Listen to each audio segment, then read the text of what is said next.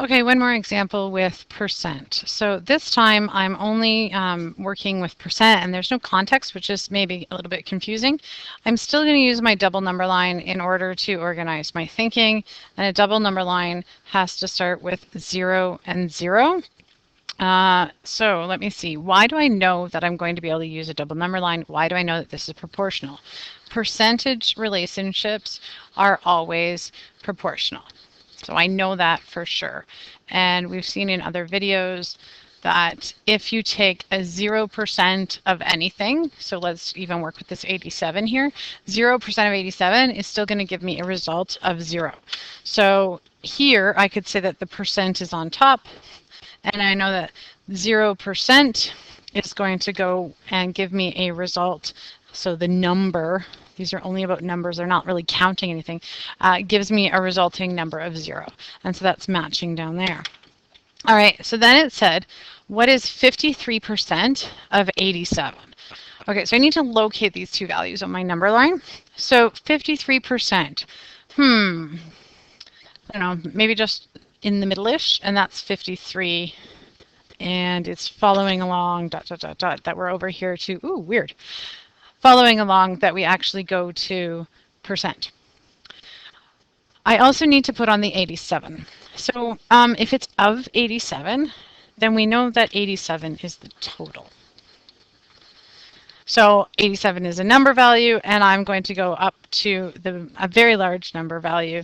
We're going to call that guy 87.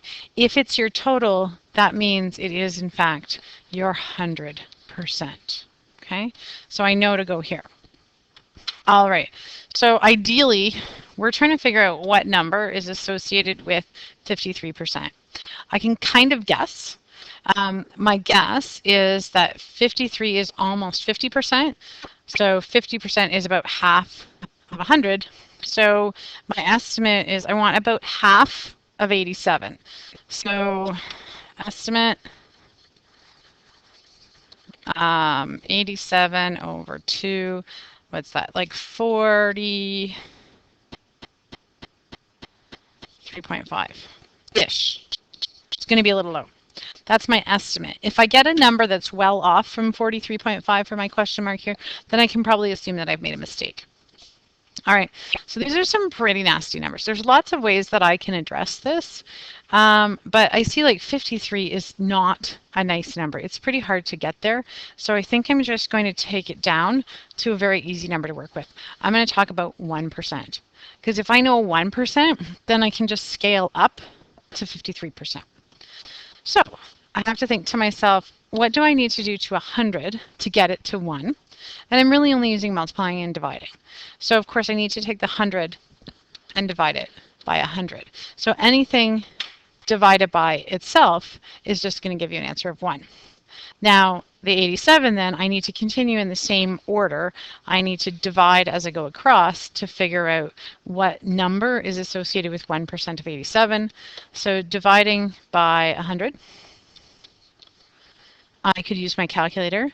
I could use my skills with dividing by powers of 10, and it should actually come out to 0.87. So just under 1. But reflecting, like the big number 100 was over the little number 87, but 87 is close to 100. So back here again, reflecting my numbers 1 and 0.87, those are reasonably close as well, and the bigger numbers on top. So good stuff. Okay, so now I'm going to figure out how do I turn 1 into 53. Oh, well, that's not too hard because it's either multiplication or division, and 1 times anything is just whatever you times it by. So I'm going to do 1 times 53. Then I need to do the same thing down here. I need to do 0.87 times 53. And this time, I'm definitely going to need a calculator. Okay, I got my calculator open. So I'm going to say 0.87 multiplied by 53. And, oops, I didn't mean to add. It's going to give me the answer 46.11. So I get 46.11. And looking back then on my estimate, I thought it would be around 43.5-ish. This is a little bit over 43.5-ish, but I was working on about half of 87, not like a little bit more. So I still think this is entirely reasonable. So I'm going to say that 53% of 87 is 46.11.